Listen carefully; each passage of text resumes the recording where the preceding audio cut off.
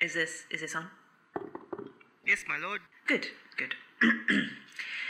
Hello, this is God speaking. Can we dial that down? Yes, my lord. Thanks. Welcome, new arrival to the Eternity Ward. Please take a number and make your way down to the left or the right to the waiting room. All you need is the refreshments I made just for you. I would tell you to steer clear of the apples, they're forbidden, and the 2 snakes. I mean, fools, sorry, that are chewing the fat in the corner, but you probably wouldn't listen anyway. So good luck, I bless you, and on your way.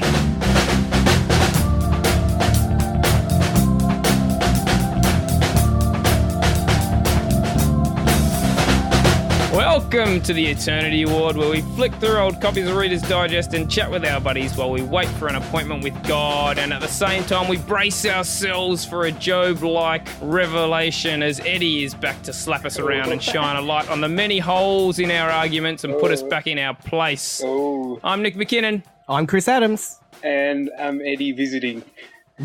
Yeah. It's good to have you back here, Eddie. We've missed you. Thank you.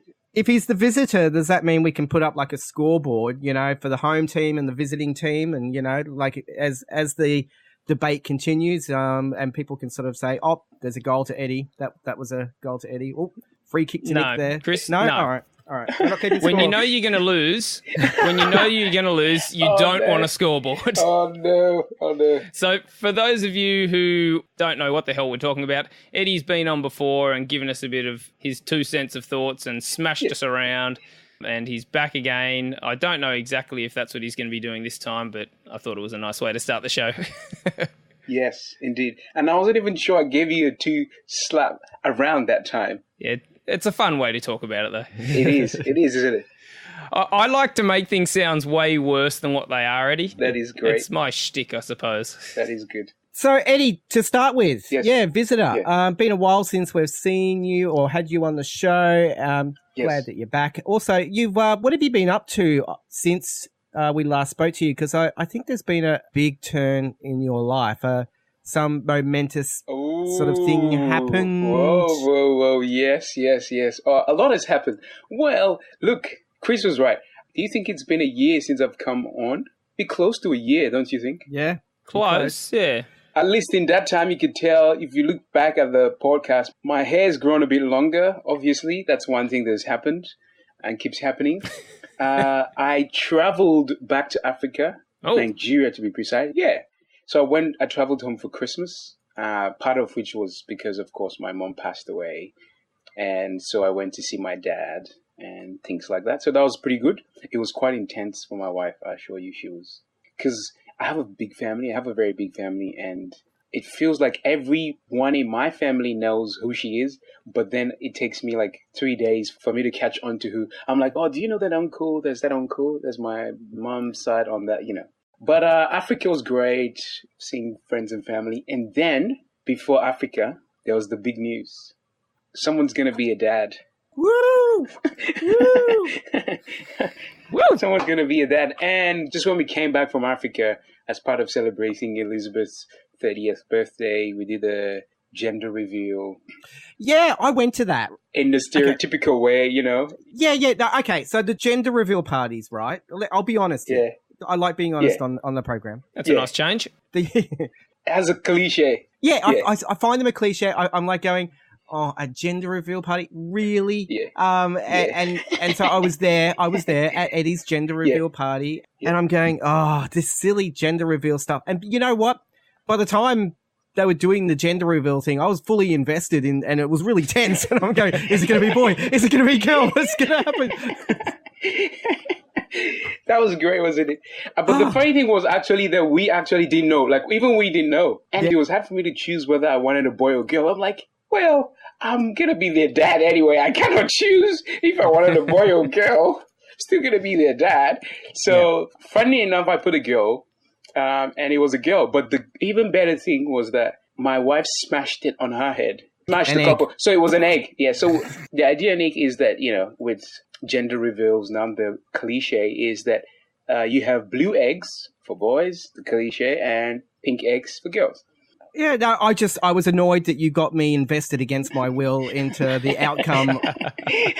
And no, but it was good because it was a girl, Good. and your speeches after that, with the loss of your mother, and then having a girl come back into the family, it meant something. You could see it meant Special, something. Yeah. Yeah.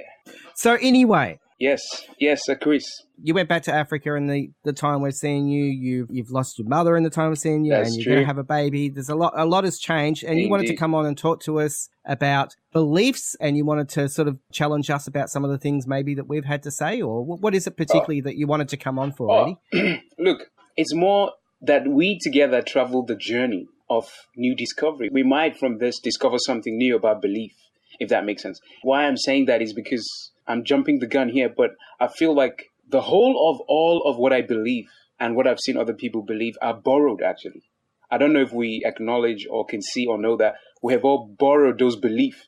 But then the thing is, do we then see how those beliefs that we have, whether borrowed or have come to take on as ours, affect how we see stuff or the decisions we make, if that makes sense? So I want us to travel that journey together. I am not excluded from this, Chris. So when I ask you that question, I feel like I'm included in that questioning of the conversation of the discovery of how our beliefs affect who we become or how we see things. Yeah, like so they don't come out of a vacuum. They've come from the history of all of humanity. This is we're at the pointy end at the moment of all of this conversation and exploration that humanity's done. So trying to figure out what we believe and how that affects who we are and what sort of a life we have. Yeah. All right. Yeah. So where did you want to start? Did you want to start with a question? Yes, a very open-ended question of, look, we can choose who gets to go first. Just share a summary, a kind of a pinpoint summary of who you are or how you've grown, really. Because out of that would inform the way we see things. We can then quiz each other or question those beliefs or agree with those beliefs. Does it make sense at all, Chris? Yeah. Like, are you wanting to us to condense down our story as it connects with belief? Yeah, I can give you a good example. So yeah, you could ask the question of you could tell us a bit about your story first if you want. Yeah, if you want to go first, Eddie. So how have you grown? Well, as a young boy, when I was born, I grew up with 3 of my brothers and sisters. The 2 sisters were older than the boys, so we had the first 2 were girls and the last 2 were boys. My brother was 10 years older than I was. But the funny thing was, I don't know if I've mentioned this before, I grew up with just my mom. So my dad was alive, but my dad still had his other wife was still alive, and the other wife had 6 kids. So I grew up thinking I was born into a family of 4, but then slowly realized, I was born into a family of 10, if that makes sense. Obviously, I'm African, so I was born in Nigeria. I grew up in an apartment kind of complex. We call ours more a compound house. So, in Africa, we do communal living, right? So it's kind of like an apartment where people have 2 rooms, 3 rooms, 4 rooms, and we kind of live together as one. And it was kind of it's kind of like, what should I say, like Newtown vibe, like there's a lot of people always on the street. There's things happening, but crazier, like China. So I grew up in a town called Kaduna. Lucky for me, I didn't realize this, but I went to school, obviously. I went to primary school, I went to secondary school. Somehow I made it to Australia. But here's the thing, to finish up the summary. I remember going to a witch doctor's office. Yeah, that's right. Yeah. His shrine. But then what I still remember about my mom, this is my real mom, not my adopted mom, is that, we'll wake up every morning, would pray. She'd make sure I went to church. I was part of the boys' brigade. I ended up in the youth fellowship. And that, in some ways, was part of the connection of the story of how I got to Australia in the first place. Because a guy from another church spoke to my leader, and my leader thought, I showed potential and stuff. So I did the training, and then I went to Germany and Greece, and then ended up in Australia, and then got married, and then met Chris, and then met the awesome Nick, and kind of the story of how it went. So now I'm married, and now I'm having a baby girl. Yep. Okay, so that's where you borrowed a lot of your beliefs then, you would say. Yeah. Was there some sort of, any sort of experience that you went to which sort of ground your beliefs in something that you felt was more than just information that you were borrowing? Ooh. Why do I feel like Chris is jumping Sorry. ahead now? Hey, okay, 'Cause he I has won't to do share that. his story.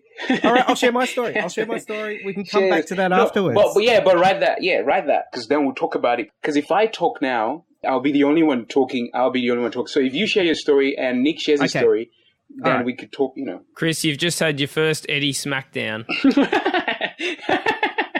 Oh, no. It's all right. I'll turn the other cheek. Okay, so Nick, do you want to tell your story or shall I go first? You go, Chris. All right.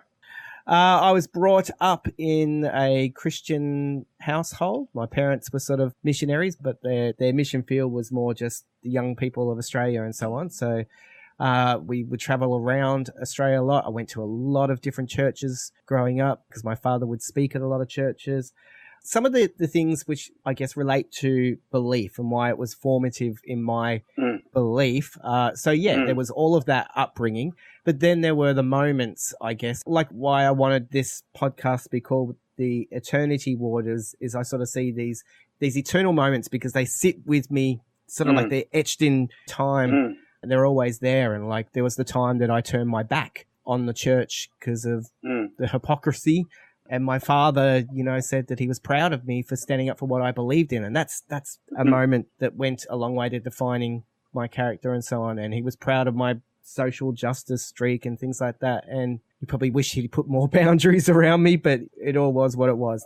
So I went away from belief for a long time. And I guess you try and search for things which are going to give your life meaning and try, I ended up not finding what I was looking for. And I remember coming back. I remember lying under the stars, just sitting there with a couple of friends, and they were asking me, why are you still not a Christian? Because I'd been fighting it for a long time. And they go, just do it already. Just do it, So I remember under the stars one night deciding that I would, give my life to Jesus, that sort of thing, and pray that sort of prayer. And that felt like a profound experience, So there was that moment. There was the moment that my father died. That's etched in time for me because that was a moment where I felt the presence of God there. And so there's these things which formed who I am. But I also went through a period before I came back to Christianity or belief as such. I hit depression. I hit depression pretty bad. And so when you ask the question, how have I grown? That was your initial question. I think it was in the moment where I sort of turned away from depression. I even remember that moment. A rain shower came through and just washed it away. Yeah, my perspective changed in an instant. But then I had to tackle all of my fears, face down the things which I found most frightening, which was interacting with people because I was scared that I might influence them or corrupt them, So interacting with people was the scariest thing. So that's where I dived right into. It was interacting with people big time, trying to influence people and trying to do it from a positive way. And that helped. Yeah, it framed my life in that helping other people ended up helping me. And I think that was the way that that we're designed to work. And so that fed into my belief and my character as well. And I've been just keep following that battle ever since. And I've ended up here. So that's how I got to here, really. That's pretty deep, Chris. Thank you. No worries, Eddie. I was going to call you Edison, Godwin, Eddie. Right. So, Nick, your story? Yes, my story. So, like you guys, I suppose, I grew up in a Christian... Well, I guess it's very unlike you, actually, Eddie. I can't imagine that my upbringing was much like yours. I'm going to agree with you that, much like us, you grew up, but obviously you don't seem to agree. No, I try not to grow up. It seems more boring as every day goes past. It does, doesn't it? So I grew up in a Christian family. My dad's a pastor, so I was very much surrounded by Christianity in every space that I occupied. So I went to a Christian school. All my friends were Christian. It was church on Sunday. It was hanging out with church friends after that. At school you're hanging out with, people that are going to a Christian school anyway. And the Christian school that I went to, you actually had to be attending church to go. It wasn't like a lot of other Christian schools where so long as you pay the fees, you can go. I presume they don't actually check up on you, but I guess the parents would just have to say that they attend this church. I don't know. Maybe they did have to get something signed by their pastor. I don't know. Yeah. I don't send my kids to a Christian school, so I don't know how it works. But so I was very much surrounded by Christianity growing up. So I had that belief in God for probably 21, 22, 23 years, something like that. It sort of faded out. It wasn't like a black and white moment where I stopped believing in God. So I had a car accident when I was 21 or 22, I think it was. It was a really serious car accident. I should have died. I shouldn't have survived. And I've just got these memories seared into my brain of like people coming up to you and saying, "Oh, God saved you. God's got great things planned for your life," and stuff like that. And what's going through my head is that, well, this guy that I grew up with died in a motorcycle accident like a year ago or something like that. And it's just like, well, why didn't he save him? Yeah. And so that sort of very personal question just sat with me for a long time, and I felt really uncomfortable with people coming up and saying that God had saved me when I was very well aware that he didn't save this other bloke. Yeah, and also my family is very globally minded. My dad's been involved with refugees and Aboriginal issues and foreign aid and like global poverty, that sort of stuff for as long as I can remember. Like growing up, I had our family sponsor kid photo in my room, and I knew his name and I'd write letters to him. So we're very globally aware. And so that weird thing of people coming up and saying, well, God saved you, Nick, but then, well, I know that 16,000 kids are dying every day because of a lack of food and water and stuff like that. And it's like, well, explain that to me, Christian person. And so I'm still a Christian at this stage, but those sort of questions just gnawed away at me. And whenever I'd ask them of people, it didn't seem like anyone had answers for these questions as to why God allows suffering in the world. Why a loving God would allow not just people hurting other people, but natural disasters and disease and that sort of stuff that sin cannot explain. And that was really the only answer people had. Well, it's the fall in the Garden of Eden and that sin entered the world, and that wasn't God's intention, but us humans screwed it up. And it's like, well, humans ain't in control of smallpox. Humans ain't in control of the Boxing Day tsunami that killed 250,000 people. So there's only so far you can take those sort of arguments. And like I just am yet to find answers to those questions. And so that, I think, is what has led me out of belief. But I'm not an atheist, because there's no way you can prove that something doesn't exist. And so there's no way to prove that God doesn't exist. Like he could have created everything. Like my kids make a painting. They do a painting and they don't sit around and play with it for all of eternity. They paint it and then they go on to do something else. So God could have made the earth and then, buggered off and done something more interesting. Go for a break or something. Yeah. So there could be a God. I don't see any evidence for it. I love the way Jordan Peterson talks about it. It used to really infuriate me when I first came across him, the way he talks about this. But he talks about that he operates as though God exists. And I really like that idea. So I've got he doesn't say this, but I've got no evidence that God exists. But I want to operate as though he does, because I think we need to be humble about our place in the world. And it's sort of that story of Job, which I love. It's my favourite book in the Bible, that my job here on earth is to say what I see. And I think that's what Job did. He said what he saw. And if he's wrong, if I'm wrong, then I expect a loving God will accept that I don't see everything and I get stuff wrong. And at the end of it all, he'll go, look, you were doing the best you could do, and that's all I ask of you. And so that's sort of the way I look at it. I operate as though God exists, but I see no evidence for it. That's good. Thank you, sir. That was solid. That was smack bang. So the other thing is I want to believe. Like, I want to believe there's a God. So that's one of the reasons why I did this podcast, because I was at this point in my life where I was like, man, I'm not getting any answers for these questions. And I thought, well, how am I going to get people to answer the questions that I've got? And I was like, well, if Chris and I have all these, like, because I got on really well with Chris, we'd always had really good, deep conversations, respectful conversations, even when we disagreed. And so I thought, well, that'd be a great way to do it. We'll have these public conversations. If people have answers to the questions that I have, that's awesome. I want to hear them. I want to be convinced that there are answers to these questions that I have. Because, like, for some people, they feel as though God actually speaks to them. I've never felt that God speaks to me. I'd love to. If God could tap me on the shoulder and say, hey, Nick, here's the answers, and that'd be brilliant. So, that's where I'm at. So if anyone has answers to the questions. I want to hear them. This is why at the end of every podcast we say we want to hear from you. We want other people to get involved in the conversation. It's why we love that you come on, Eddie. We get excited about it. Yeah. So cheers to you. Oh, look. Cheers to you too, sir, because we're traveling this journey together. Look. Absolutely. You guys, I was hoping you guys would share family and stuff, but that's good because all these things have influenced, they've shaped the person we are and the belief we have. I think it's time now to maybe define for ourselves, if you could agree with my definition or you could define it for yourself, what you think belief is. I feel like belief is a set of ideas that I agree with to be true. That's belief, isn't it? There's an agreement between me and that idea to be true, so I make decisions that go in accordance. Is it? I'm looking for English words here. That go in accordance to that belief. Yeah. So for me, that's belief. I don't know if you guys have any different understanding of what you think belief is.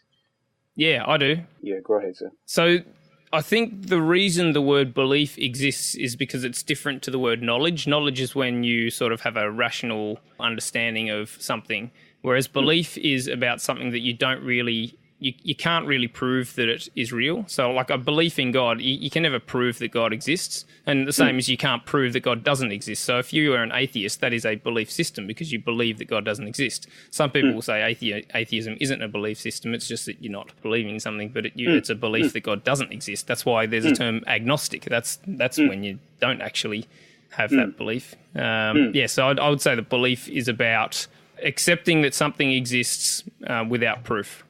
All right. That's a step forward. That's good, sir. Thank you. Yeah, like I hadn't necessarily, because I'm like going, I believe that gravity exists. It's you saying, Nick, that's not really a belief.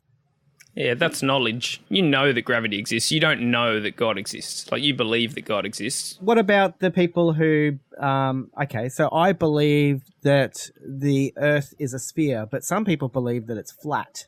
It's a knowledge thing. Like, obviously... It's a knowledge thing, right. Well, what's wrong with the people who think that it's flat? Yeah. Well, so you're getting to that point where you get to where Descartes came to, that the only thing that I know is that I exist. I think, therefore I am. Right, yeah. If you want to take it all the way to that point, then the only thing you know for certain is that you exist somewhere. What you're experiencing right now might be just a matrix that you're plugged into and then it's all just a computer simulation. But even behind that, there is a consciousness that's experiencing it, and that's you. Yeah. So you can get all the way to the point that if that's the only thing you can really claim you know, then okay, that's a definition of knowledge. But I think most people operate with a little bit of a broader definition. And words are always imprecise, and so there will be some sense of us missing what each other are saying. But the idea that the Earth is a ball, we've got a lot of evidence that that's true. You only have to stand at the top of a ship's mast and you can see the curvature of the Earth. If you go in an aeroplane, you can see the I was going to say get an aeroplane. Or go to the moon. If you go to the moon, you might even have a better picture. Yeah, we've got plenty of video footage of space shuttles going outside of the Earth's atmosphere. And you can say that all of that's made up. All of that's just fabricated, but Yeah. Which is why I said there's a thing in belief that comes with ideas. And if I agree that idea, you see, I like the way you put it. You say, in some ways, I cannot prove it. I like that you say that because that is really important. And sometimes we cannot prove things, but we believe those things. I want to hold on to that idea because, we'll see if we can explore that. But there's something about belief that why do the guys that believe that the air is flat believe is because they have an idea, and in their head or their heart or wherever it is, they agree with that idea that the earth is flat.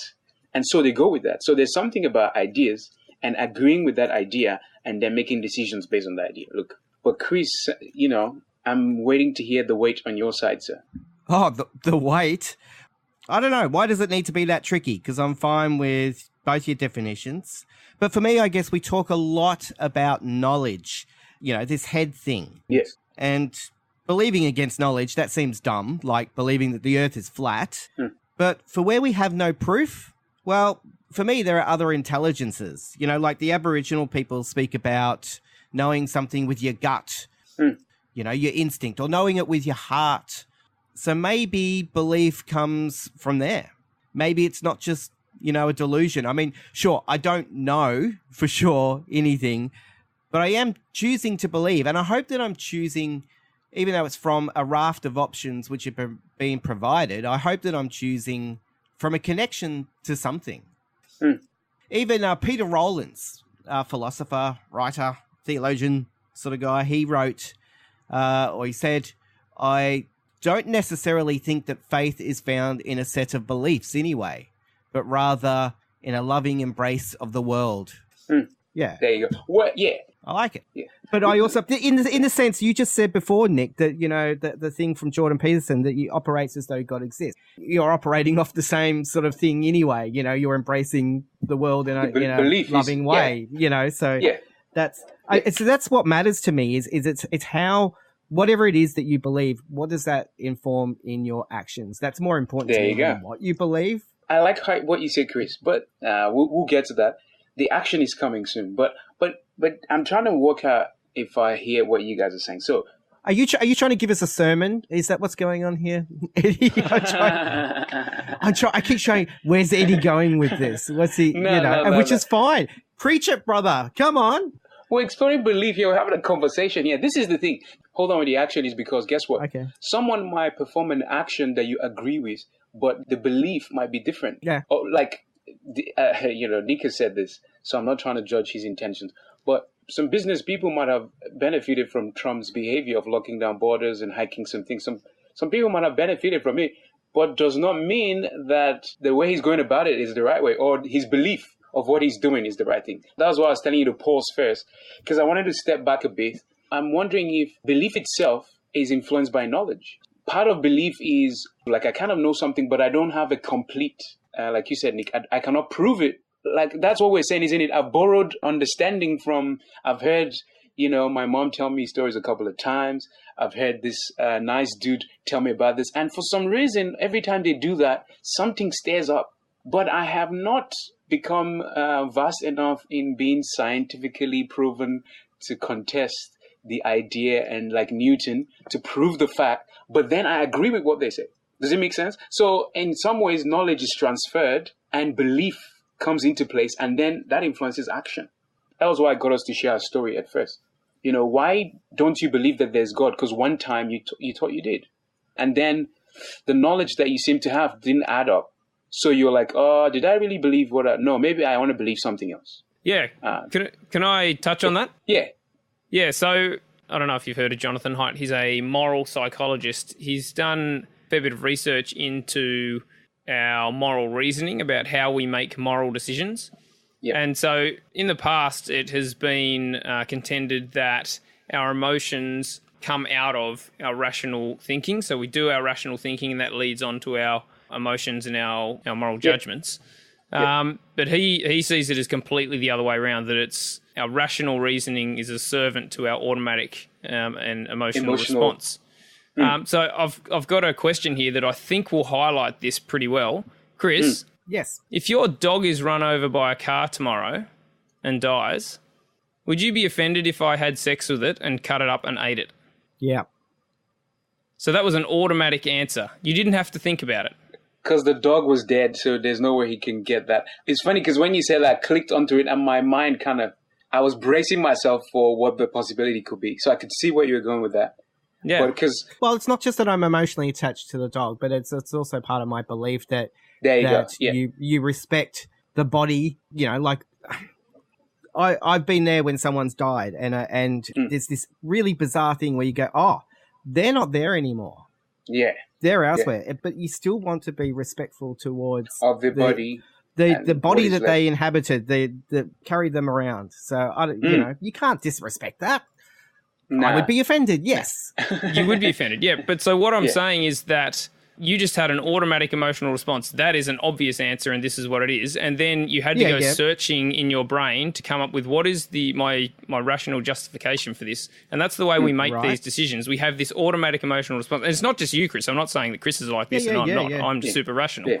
All of us are like this. We have this emotional response, and then we go, how do I make sense of this? How do I justify my response? And all of us are very, very good at seeking out justifications for our beliefs. And especially these days when we have the internet, it's very easy to find someone who can give us justifications for what we believe. In fact, we've stripped it down. Oh, sorry for cutting you, Nick. I was just going to say, we've stripped it down to everyone has an opinion, really, these days. We say, you got to respect the man's opinion because that informs his belief, But go ahead. Sorry, go ahead. Yeah. Well, I've got another political example that came up recently that I think illustrates this quite well too, on the political side of things, the left and right side, the way we view contentious issues. So there was a politician recently who used that day's temperature to tweet about climate change.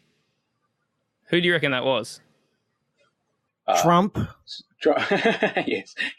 I saw that on Planet America. That's why I was like, do you want the Australian version of it or the... Yeah, so Trump tweeted that large parts of the country are suffering from tremendous amounts of snow and near record-setting cold. Amazing how big this system is. Wouldn't be bad to have a little bit of that good old-fashioned global warming right now. And of course, everyone on the left shouted him down, yeah, you idiot. Everyone knows that weather and climate are different. Now, in the last couple of days, Nick McKim, the Greens senator, tweeted that there was a 39-degree day in Tasmania or something, and so he used that as evidence to say that this should make us furious at the inaction of the major parties on the climate breakdown. And it's like, everyone does this. It's not just the left, it's not just the right. Everyone grabs onto things, has an emotional reaction, and then they go searching for their rational way to make sense of what's going on. And the left do it, the right do it, we all do it, every single one of us does it. And it's helpful for us to be aware of that it's the emotional dog pulling the rational tail. Yeah, so it looks like we're agreeing on the fact about belief that, sometimes it is about not having full proof, but still choosing to go despite not having full proof. I haven't done my versed research on this, but I have been taught this. Why I'm saying it is because, I'm doing a disclaimer that I'm not the original producer of this idea. But I believe that to study a group of people, you got to work out how they think. You got to understand why they think the way they do. And then it helps inform how they think. So the example was the Greek thinking and the Hebrew thinking. So the Greek always thought that, look, you have to prove this to us before we agree with you. They had the minds of, they were the great thinkers, the great debaters. That's what they based their life on. But the Hebrew people had a different approach to thinking. So the thinking was that, look, everything that is exists. There's a good chance there's a God, but we don't know. I cannot prove that, so I'll behave like he does. So they see things through that eye. Does it make sense? Yeah. Does it make sense at all? So why I've introduced this is I wanted to ask you now, well, ask myself as well, what do you believe? Why I'm asking this is I'm not saying what is the best 5 things you believe. I just wanted to find one thing you believe and then trace it back to how it has come out of your experience. It's a bit obvious, but I wanted to do it anyway. So I'll give you a good example. I do believe, based on my experience, I cannot totally prove it, obviously, but I believe that there's a designer. In my point of view, this world looks too good to be an accident or to be an overlapse of time. For me, it looks too good to be an overlapse of time. But there is design. I'm going first so you get the idea. So for me, I'm just saying it's one of the many, but for me, I believe that there's design. Good one. All right. Yes, Chris. Oh, I don't know. Nick, No, I've got my answer ready if you want me to go, Chris. Yeah, go. All right, so I struggled it when you first asked that, Eddie. I was like, oh man, I don't like the idea of faith. I don't like the idea of believing in something without evidence. So I'm like, well, what the hell? What the hell is there? It really should have been pretty obvious. So I believe that there isn't a God, that there is no design behind all of the earth. I can't prove it. I would never even try to claim that I can prove it. That would be my belief. This. My belief would be that there isn't a God. Well, no, my belief is that there isn't a loving God. All right, that's good. That's good. Because there could be this pain in the ass God that, likes torturing people, or there could be this negligent God who just creates things and then walks away. That's true. Those things, sure. But my belief is that there isn't a loving God who actually cares about us. That's good. Thank you, Nick. Can I say for mine that I believe that believing in a designer is just as much a leap of faith as believing that the universe just spontaneously came from nothing. There you go. I'm right in the middle. No, I don't know if that's something. I don't know if that's a. I was just trying to jump between the two of you. Yeah. I saw Nick's look. There. Nick was like, did he just do that? Just in the sense. Just in the sense that I think both views are valid. But we want to know. We know those views are valid. That's why we asked that. Okay, I'll give you something crazy. Then you can trace this back and see how insane I am. So I believe that aliens exist.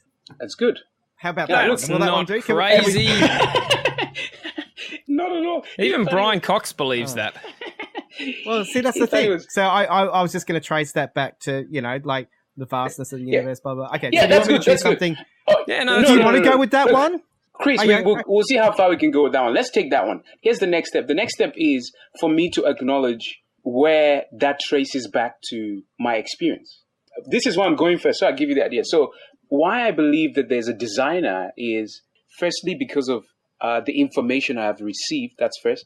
Then secondly, based on my experience. Now, I'll tell you this. If you had come to me in Nigeria, I'm trying to paint this picture so you get how crazy it is. If you had come to me in Nigeria and tell me that, Eddie, in 32 years' time, you'll be sitting in Newcastle talking to one dude from Tasmania and another in Sydney, and, they'll be your friends, I would have denied it. Not only would I have denied it, I would have said, mate, I'm Nigerian, mate. I don't want to leave Nigeria. What are you talking about?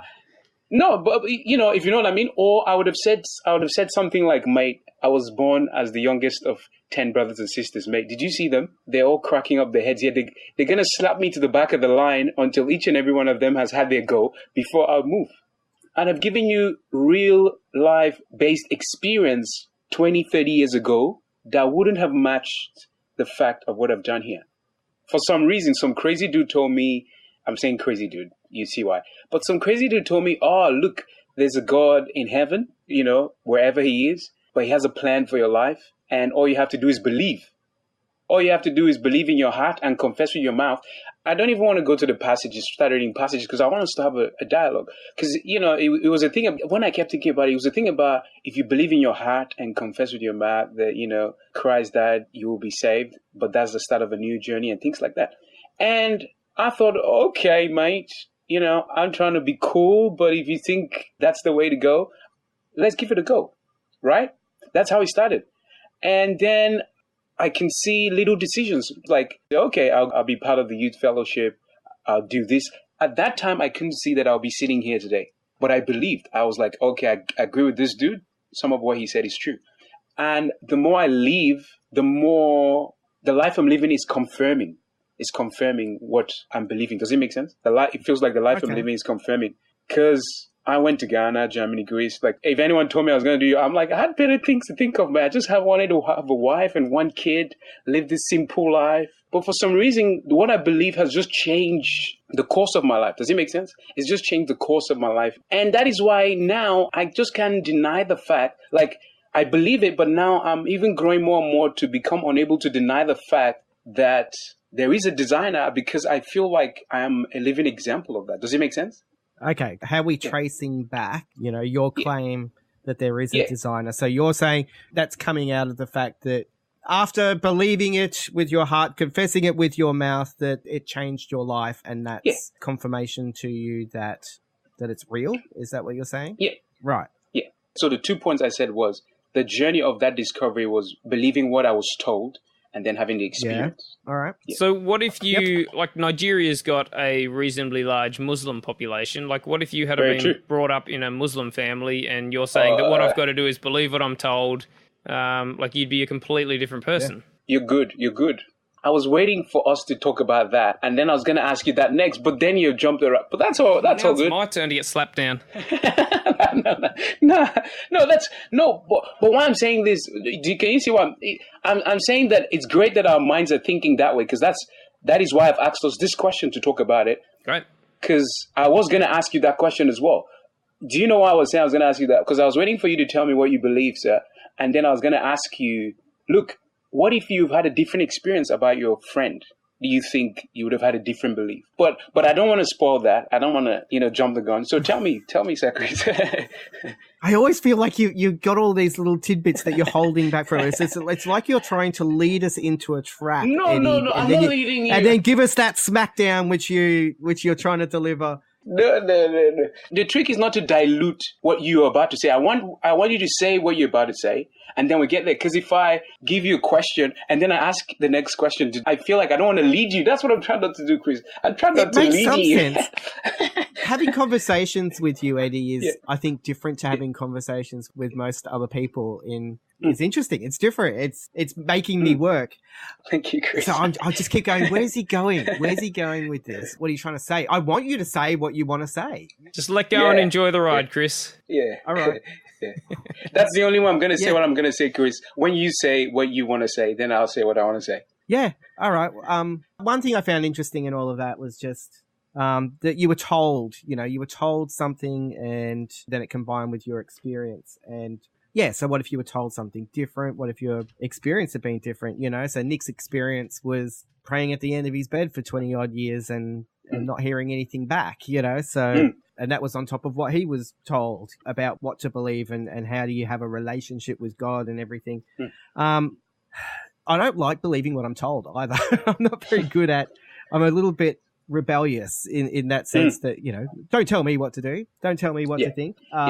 Chris, sorry, Chris, keep saying what you're saying, but I feel like this would be more realistic than the alien one you said.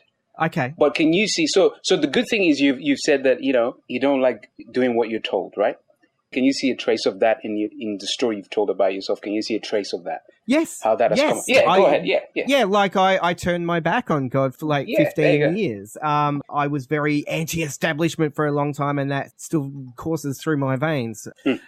Because part of my issue with religion, I don't have that much of an issue with faith, or belief as such, but with religion, is this concept that you're told something and that you're obedient to that, and you're obedient to God. And I like Nick's idea of Job being, no, I'm going to fight with God. And I think God wants us to wrestle, Yeah. So for me, it's not about living by obedience, but it's about living by conscience. By your conscience is what's important to me. So this is great. So I guess that's what I believe. Yeah, that's good. I believe that we need to live by our conscience. Okay. Yeah. Sorry, I just broke in because you wanted to know how I'm thinking, so I'm trying to dish it to you, really, in a good way, Chris, in a good way. I'm hoping Nick can see this. So can you notice what I've been trying to do? I've tried as much as I can to leave out a lot of jargons and expectations about church and stuff. And if you notice, I'm not saying that dude told me something and I did it, and someone has not told me things that I could tell you stories about that. But why I love what Chris said is, Chris, can you notice how different what you have said is from what I've said? So mine is someone told me something I believe. Yours is someone told you something you did not believe, but you still traveled your journey of belief. So can you see how different we are? I'm establishing that we might believe something similar, but we haven't traveled the same road, obviously. I just wanted to point that out because I thought, it would make sense to do that now because it kind of makes sense. So go ahead, Chris, except you finish what you're saying. No, I finished. Yeah, that's good. I like the fact that you say, look, I don't like to be told what to do. I like to check those things and chase them out. In some ways, I'll be honest with you, I feel like why I listen to things, or if you notice, why I like to hear people talk before I talk, it has something to do with being born. Chris, if you're born the youngest of 10 people, you're going to build a stamina of listening and having to. So that has influenced how I've grown. I definitely will be lying if I say it doesn't influence what I believe. Not to talk of, all the obedience that I've been forced into submission for. We won't go there today. But go ahead, Nick. Yeah. So in terms of tracing back how we got to where we are today, both of you have talked about experiences, and experiences are a big part of what has made all of us what we are today. The other half of it is our biology. And our biology shapes who we are in a very large way as well. And Chris gave a great example of this, where he talked about his aversion to authority, because that's one of the traits that progressive people are low in. They're low in respect for authority, whereas conservative type people are high in respect for authority. And so it's just true that all of us have a biology that will lead us towards certain paths. And on top of that is our experiences, which also obviously make a huge difference as well. And so whatever my biology is, like I think I've got a biology that leads to a lot of questioning, that I like asking questions. And my parents were always really good at fostering that. So it's that sort of combination of the two. My parents never shut down conversation. They never turned away tricky questions.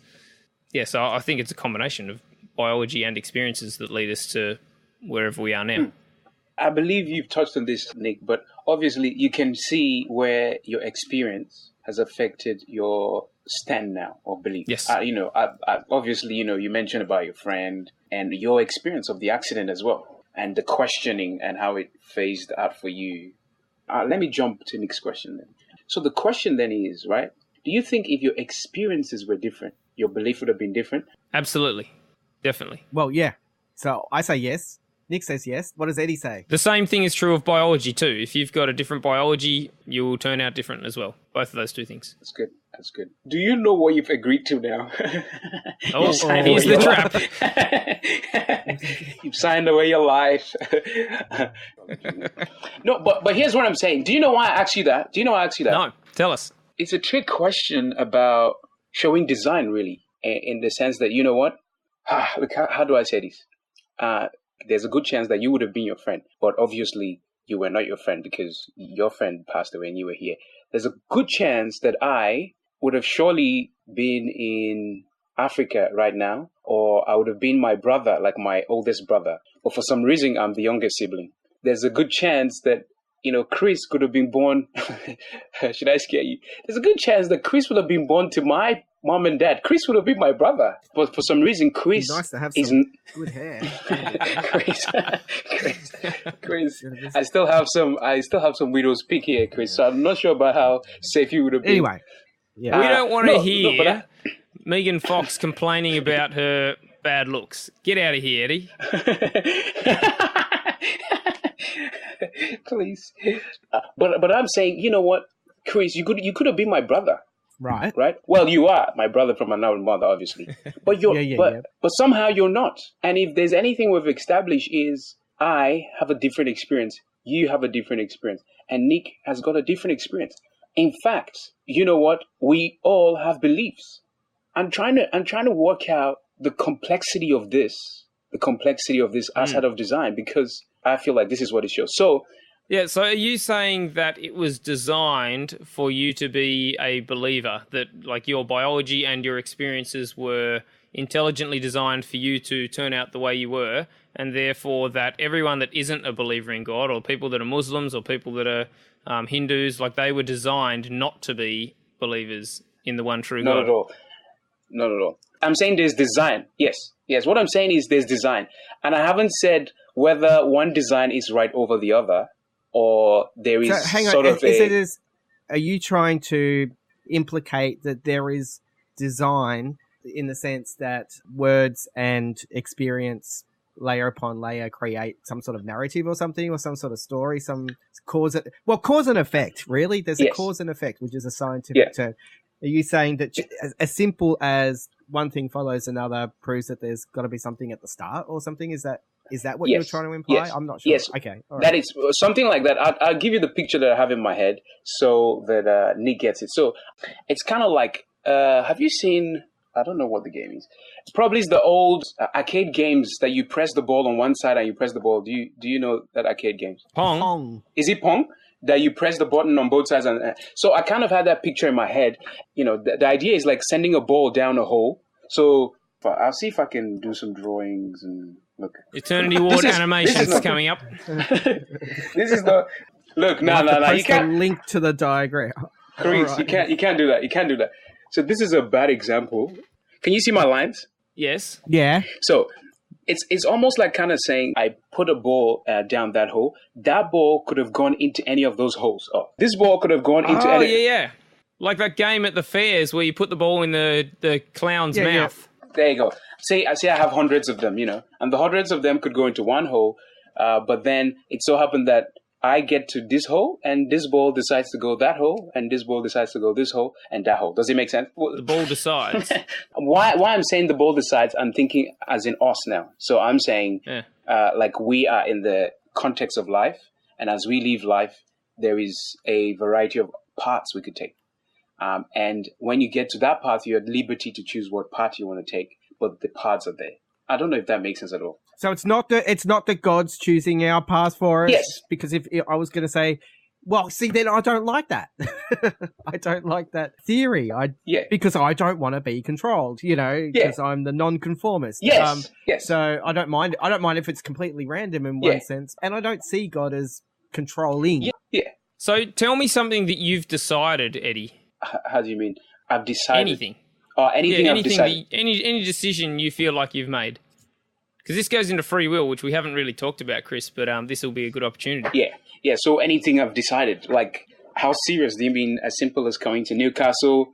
You might say that you chose to marry your wife. Yes. Or you chose to fall in love with your wife or whatever. I've actually thought about coming to Australia was one of the decisions that I thought I made. Yeah, okay. Yeah. But so you didn't choose what country you were born in. You didn't choose your level of intelligence. You didn't choose whether there were planes that flew to Australia. You didn't choose whether Australia sent people to Nigeria to come and talk to you about God. No.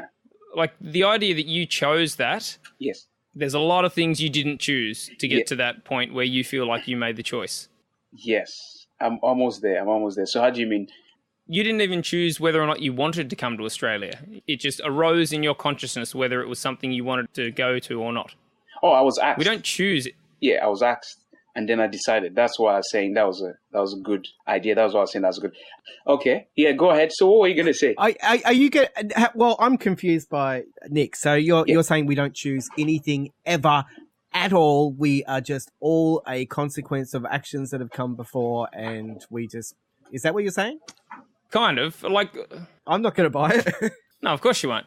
Just as Nick has said, there's a lot of variables. It's true that you said I didn't choose if planes fly like down to Australia or not, where they flow to, but I had to book my flight in the sense that I choose which of those airplanes that did. So I'm saying there's all this reality, there's all this experience and reality.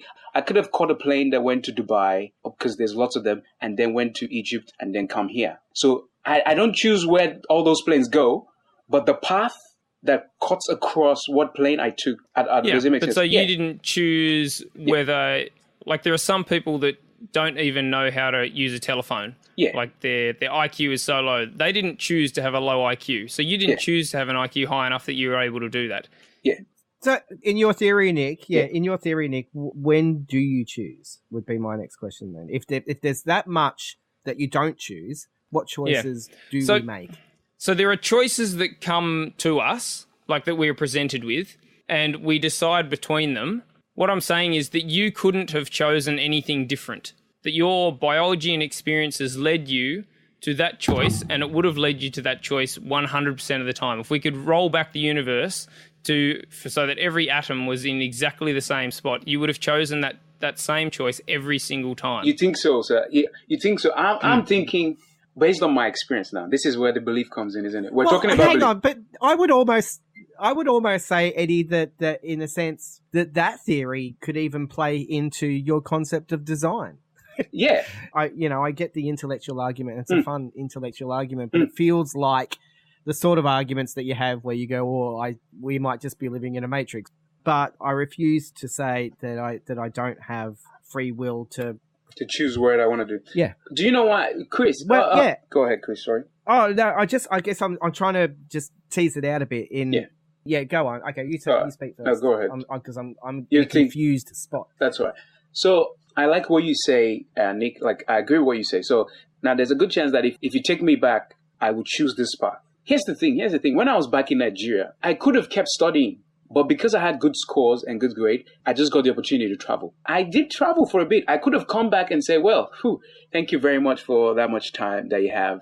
And look, I just want to study. I could have done that. My parents were open. My parents, they value education. Sometimes, even now that as I'm talking to you, I'll be honest, I have a little regret. I was like, you know what? I can still go back to school and study. I feel like I could have chosen that. Yeah. But then that would have produced something else. I'm sure. I don't know if I'll be sitting here. Like, I might be sitting here, but I would have come this way, a different path. I'm trying to show you at that point that I had a choice. What I'm trying to say is I could have chosen either way. Yes, but the reason you made the choices that you made were not within your decision-making. They just came to you. They appeared to you in consciousness, and they led you to the choice that you made. Like, if I say to you, think of a city, any city in the world, you'll think of a city, yep, and you won't know how you got there. Or maybe you'll say it's because I saw a movie about it yesterday or something, but you didn't choose any of that. It just comes to you. Kind of. But if we're not making choices, it just throws me back to the question of what are we? You know, what is it to be a human being? Do we really have no agency? And then even what are we responsible for? You know, if we couldn't have chosen other than we did, then we're not responsible for our actions. Society crumbles if we can't do that. So, and Nick, you're always talking up personal responsibility. Yeah, there's a lot of interesting aspects we could talk about with free will, so we'll have to tackle it in an episode soon. Yeah. Till then, you know, I get that all of our choices are informed by the past, layer upon layer of choices, and that limits the raft of possibilities, limits more some than others. But if we're not making choices and taking those consequences, you know, of our actions, then for me, it's just soulless, meaningless, maybe godless. You know, if I'm just a computer with algorithms to function well in the world, then like I believe our choices matter. And that's another belief. You know, so where does that come from? You know, so with our beliefs, did we just invent them because we needed something to try and make sense of whatever? Or do we believe in God, like I was saying earlier, through maybe not our intellectual side, but maybe our gut and our heart? And, you know, it's been shown that the higher IQ you have, the less likely you'll believe in God. Not in massive numbers, but there is a discrepancy. But I don't want to discount emotional intelligence, where that's been shown that people high in that are more likely to believe. But yeah, you know, our different experiences, biology, theology, that all, you know, we're beholden a lot to that. But to our beliefs, the choices that we make, why I think they matter is that they do shape the path that we travel, you know. So I try and live by that sort of creed. You know, you sow or you plant a belief and you harvest a thought. So thought, reap an action. Yeah, yeah. And your beliefs dictate your thoughts, your actions, your habits, your character, and it, you know, turns into the sort of life that you're going to have without taking into account external factors like being run over by a bus. Yeah. So I believe we choose our beliefs, as I said, out of a raft of options, because sure, it's what we've been told or experienced by us or ancestors or those around us. But if I believe that we don't have a choice, which maybe is the case, then it doesn't add up for me. Yeah. We have to live like it's not real, even if it is, because otherwise it just doesn't work. We sort of become nothing. But that was why I did the leap to say that there is design, because there is a couple of ways things could go. Why I'm saying there's a couple of ways things could go is, this is the thing. This is why I said so. Let me find a way of asking Nick this question. So what happened now if it so happened then that there is a God? There's a good chance, as you have said, he's not a loving God, right? And that is a legitimate belief. And you have said, if he was a loving God or something, then you tell him, you say, look, I did my best. And if you truly were God, then you understand, right? I'm trying to work out how this is going to be hard because you're not God. Like, he's going to do what he's going to do. So do you think you can predict what he'll do? So say you're standing before him and you're like, oh, sorry, mate, I thought there was no you, mate, but obviously there's you and I'm before you now. Do you think you can predict what he do? What he would do or what I would do? Yeah, what he would do. No, this is you before him now. This is you. No, I've got no idea what he'd do because he doesn't exist as far as I'm aware. He could do whatever the hell he wants to do. That would be the same question I could ask you about, you know, what if you turn up to heaven and it's, you know, the Muslim God that's there and you're like, oh shit, I spent my whole life praying to the wrong God. Yeah, but that's the thing, isn't it? So because I cannot predict what he's going to do, yep. You already say you actually don't agree he exists anyway. But it shows that things could go either way, even for me, as you've said. Yeah. Why I ask you that is to reaffirm the fact that, look, things are not... I'm trying to find my words here, Chris. Looks like I've lost my trail of thought. Tell me, Chris, we're not zeros and well, numbers. no. You don't need me to tell you. Your all of your past experience and everything that you've been told before will just tell you and come to you unbidden into your mind this second. And here it is. We're not talking about the past, Chris. We're talking about the future. What experience have I got of the future, Chris? This future hasn't happened. Where we're creating a scenario where we're diving past our past now into the future. But I don't even know how to. I was trying to. Pass across. I was trying to pass an idea, but I didn't do a great job at making that happen. Just to quickly, the disclaimer and an apology, Chris. If you are looking for resolution, I apologize. You've come to the wrong place. Because that wasn't on my diary at all. Yeah. It was more provoking. Look, I wanted to challenge my belief. I wanted to hear more about your belief. And I like what you said. I like what you said, Nick. I like what you said about humility. Because why I was wanting to talk about belief today was the heart of humility. I don't even want to go into what humility means, but I think you just simply put it, is being open to your belief changing. I love the fact that you've said that, is that how we need to approach life sometimes? I hold on to this, I believe this, and I am humbled that my belief could be wrong. I'm humbled that my belief could be wrong. And you know what? I even like the fact that I messed up. I messed up my last analogy of trying to pass across a point because, I cannot get it right all the time. But can I be humble enough to say, look, that's life. That's what it is. It is messy. We got to work it out, I'm looking at this quote right here. Yeah. I've got a quote from C.S. Lewis saying, "You never know how much you really believe anything until its truth or falsehood becomes a matter of life and death to you." And I like that quote. But then I also found the next quote from Bertrand Russell saying, "I would never die for my beliefs because I might be wrong." So there you go. That's a good one. I think that sort of gets to one of the points you were making earlier, Chris, that I really like. The idea that, well, not like, but I resonate with. I don't like it, and I don't think you would like it either. But the idea that a godless universe is a meaningless universe. Like if there's no overarching meaning, that it can be pretty soul destroying for us. And certainly for me, coming out of religion, that was really a really difficult thing to grapple with. And there's no consolation to it. It's the same thing as, the belief in heaven. Like it's a lovely belief. And coming to the realization that, geez, if there's no God, there's no heaven. And that means that when I die, that's it. Lights are off. It's something that all of us rebel against at the thought of. And there is no consolation to it. And so, belief in God, belief in the afterlife is clearly more comforting than the belief that there isn't. And the best that any atheist or agnostic can give is that you got to make your own meaning. There's no other way. There's no overarching meaning that gets handed to you that's saying this is the meaning of life. It's that, put it on your shoulders and go and find meaning yourself. This is your cross to bear. That's lovely. Yeah, and I really respect that. But again, you're not shaping your meaning out of nothing because we are the sum of experience and what we're being told. But biology. But it can be a very genuine meaning as opposed to a crutch that you lean on because that's the best that you can offer up. I'm forever questioning, am I walking around with a crutch? To not believe in something beyond our existence. I could make that choice, but I feel like I would be trying to sell myself a lie, because my gut and my heart say there's something in my head would be, and I'd be stuck in this confusion, which, I probably am stuck in confusion a lot. And I think I want to that can be quite telling. I would like it to be nice and straightforward, succinct. Like when Nick said before that, like Tim Minchin made a quote, you don't just believe the things you have evidence for, do you? And he was like, so yes, I do. Which sort of goes against what we were saying, that it's a belief, that's knowledge.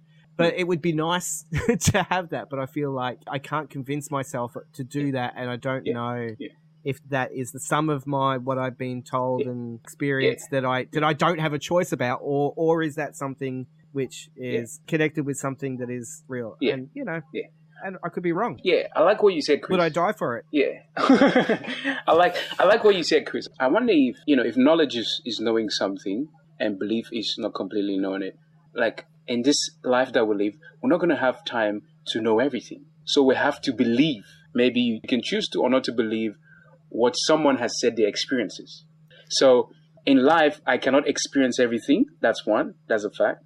Which means that's why people say they do books, they write books and things, isn't it? Which means that for some things, I wouldn't have the time to experience those things. I have to kind of take the word of those people that say they believe it or they experience it, really. Yeah, I think this goes to, like Chris and I talked about this maybe even on the first podcast, that I think the difference between Chris and I, and it sounds like the difference between me and you, Eddie, is that you and Chris choose to believe and I want to believe. Yes. So I think good. that's the only great. difference between us That's by great. the sounds of it. That's a lovely. Yeah, but sometimes I think that saying I'm an agnostic is a bit of a cop-out. Sometimes I'm arrogant enough, even, due to experience, to say that I know. But I feel weird saying that. If you say you know, who am I to say that you do know or you do not know? That becomes the conversation, isn't it? Who am I to say that you do or you do not know? What I can do is I can respect the fact that you say you know. Yeah, but I'm not sure. I'm not sure I do know. But there's a part of me which goes, I shouldn't be too watered down, and just say, oh, I don't know, but I choose to believe. There's I'm choosing from a place of where I think I'm right. Yeah. But I have no proof of that. Yeah.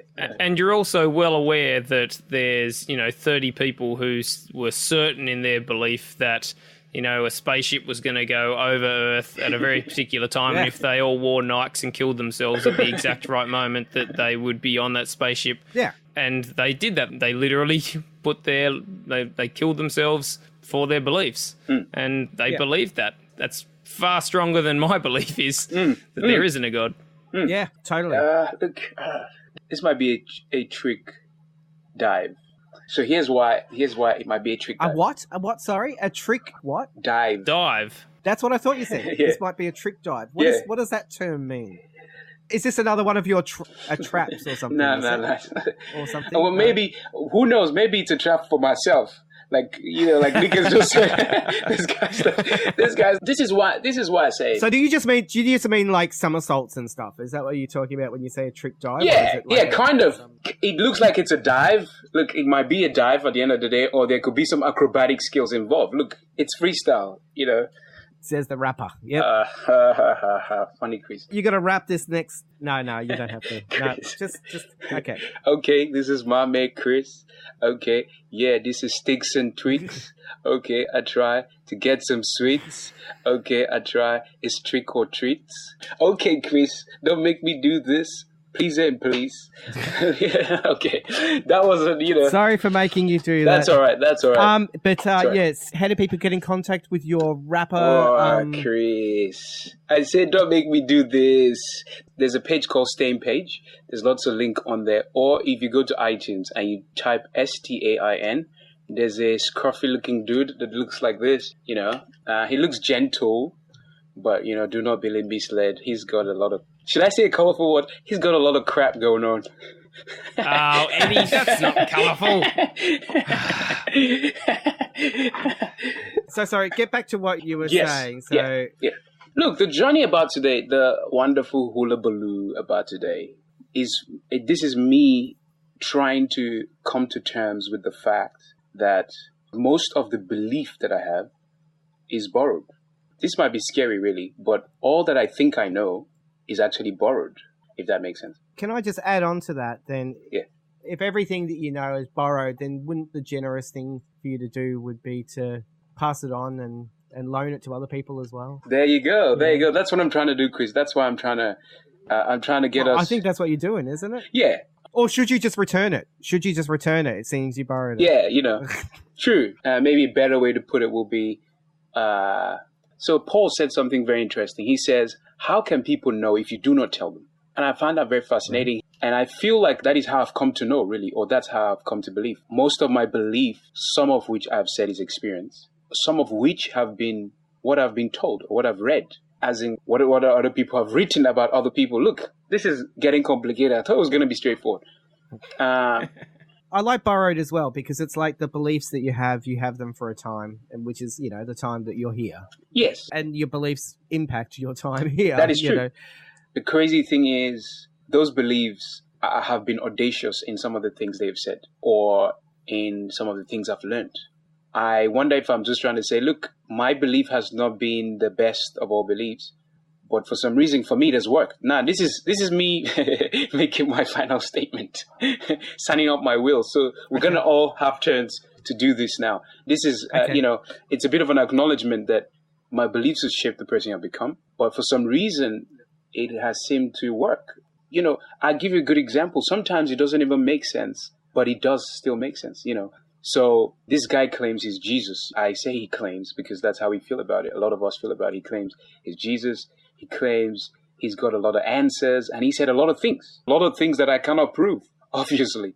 That's why I hang on to the principle of the humility, because I could be wrong.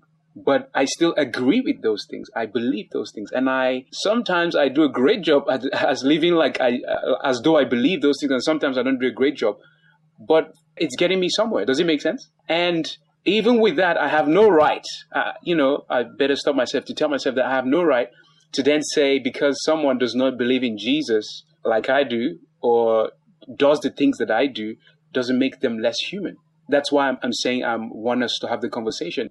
So as maybe is to remind myself or jolt me into accepting the reality that this is who I am. Someone can be very, very different to me, and I can still salute my hat when they share their eulogy of their closing remark. Let's see if Chris is going to give me a great eulogy so I can salute him. He gives me a look. No pressure. No, yeah. No pressure. Yeah, so I'm not getting to any resolution about, that's fine. Yeah, this is this or this is this. But yeah. I hope that as we have talked to each other, it's helped me know Nick a bit more. Yeah. So I think that, as I said before, our beliefs, they matter because they inform our actions, and it informs, what we do in the world. And we only choose from a raft of options and stuff. But it's also that some of our beliefs that have been handed down or that we've borrowed, they've not delivered on the promises of what they said that they would do or whatever. And so we can have wrong beliefs and harmful beliefs. And so people end up then, through experience and through challenging those beliefs and through fighting with their doubt and fighting with God and whatever, they end up developing their own way. They would trying to live by their conscience. Yeah. And that's where I found that it served me. Like I said, through helping other people, that helped me. And I don't have an answer for all of these questions, like why is there suffering in the world and stuff like that. It's pretty tricky, and I don't know if free will exists or not, but I don't know the practical side of, okay, so there is suffering in the world, and so if I can help someone, if I can, get alongside and try and live some of that journey with them, then that's how I live out my belief. But I also think it doesn't really matter. It doesn't really matter in one sense what you believe. What matters is what actions are born out of those beliefs. And I think if there are actions in your life which, if upon reflection you go, then maybe you need to check the belief, take another hard look at your beliefs. Yeah, So in essence, I wanted to trick Chris. I want to say, so in essence, you're trying to say that the belief does matter then. Yeah, but I'm also grateful for human history and all of this philosophy and thought and theology, and it's this rich vein of knowledge and experience to draw from. Indeed. But indeed. It's bloody complicated. It is. I don't know. Did I end on anything profound? Yeah, you did, Chris, because I didn't want to jump. Good. I didn't. No, I'm done then. No, don't run away, Chris. No, I wanted to say how I like what you said, because the more I listen to it, the more it pulls me back to humility. Because it's easy for me to judge people that have passed down this information, or the people from the past. Like while you were saying that, Chris, when you say you're grateful for history, what came into my head is I imagine you being sent back to the Stone Age, or let's come a bit closer, like the Great Depression, and having to make the decision. I don't want to go back to the Great Depression. I know you don't. But what came to my head was, all right, imagine you were sent back there. It could be Nick, it could be me. I was imagining, what if I was sent back there? And then I had to make the decisions that the people had to do with the knowledge they had.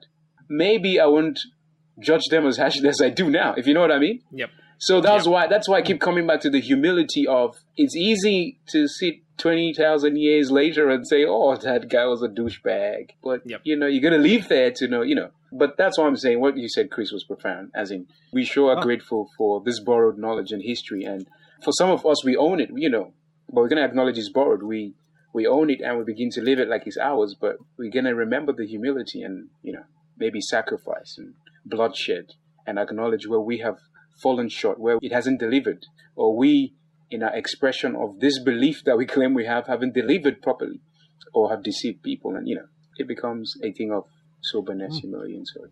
All right. So thanks for coming on the Eternity World. We don't need to hear Nick's final word. Hey,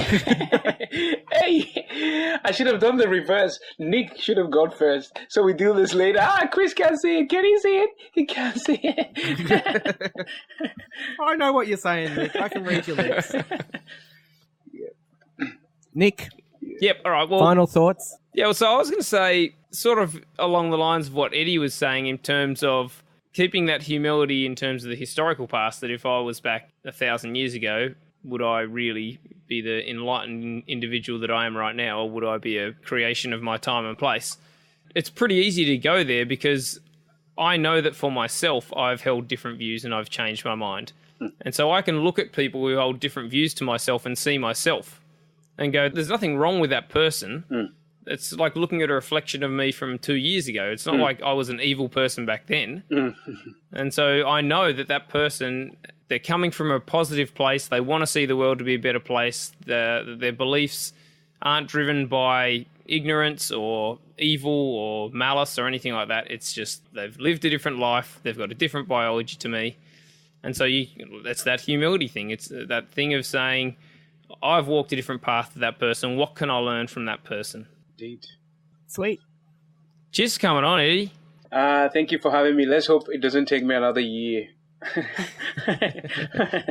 You're up in Newcastle at the moment with family and stuff, so you're even taking time out of family to chat to us. Yeah, thank you for that. That's all right. What a guy. That's so good.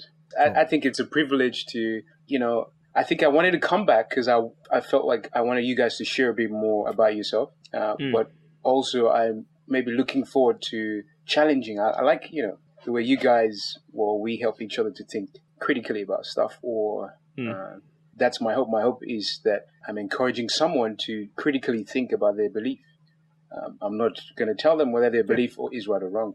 Brilliant. Well, I want to thank you for coming on and lending us your thoughts and your words and your beliefs in your gentle style. You never bash anyone over the head, so I appreciate that, man. Thank you. Thank you, Sir Chris. Thank you very much. And I love the smile on Nick's face. And Chris, I cannot tell you how proud of you I am.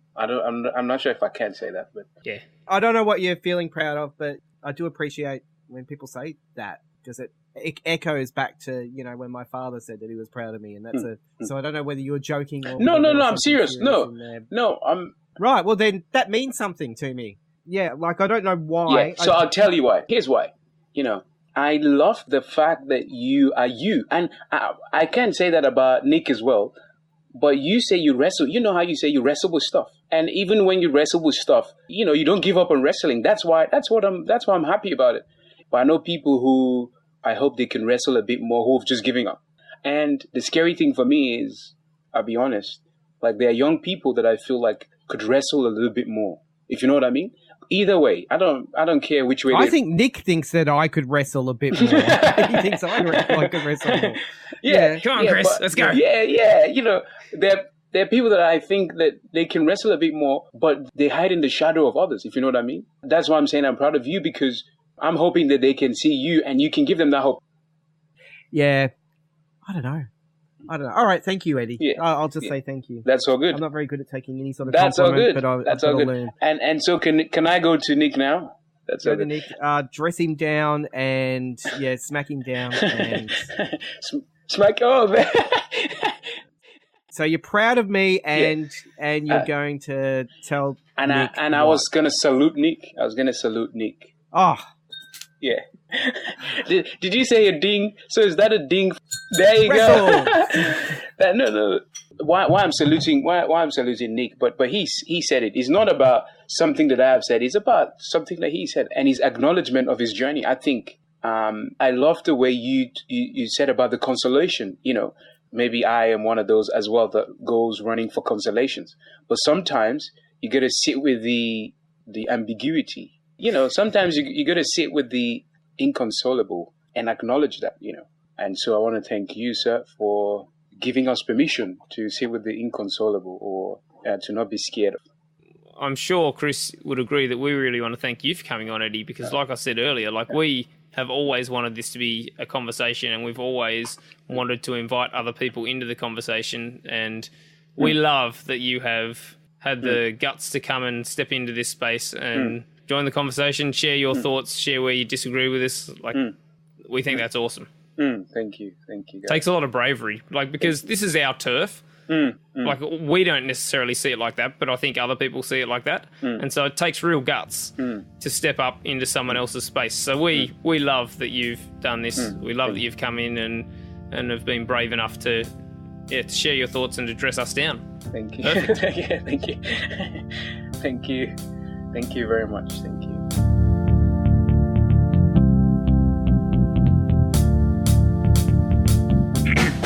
God here again. Are you shaking your head incredulously or nodding in approval? Well, if you got something out of this episode, you could really help those poor idiots by contributing to or supporting the Eternity Ward. You can leave reviews on iTunes or wherever you listen to it. You can share it on social media or discuss it in your blog, podcast, or fellowship group. Subscribe, like, nod your head, raise your fist, send a hallelujah. I don't know, but don't send a prayer because I'm kind of busy right now. Join the discussion in the comments section, ask questions, and do come back and join us again here on the Eternity Ward.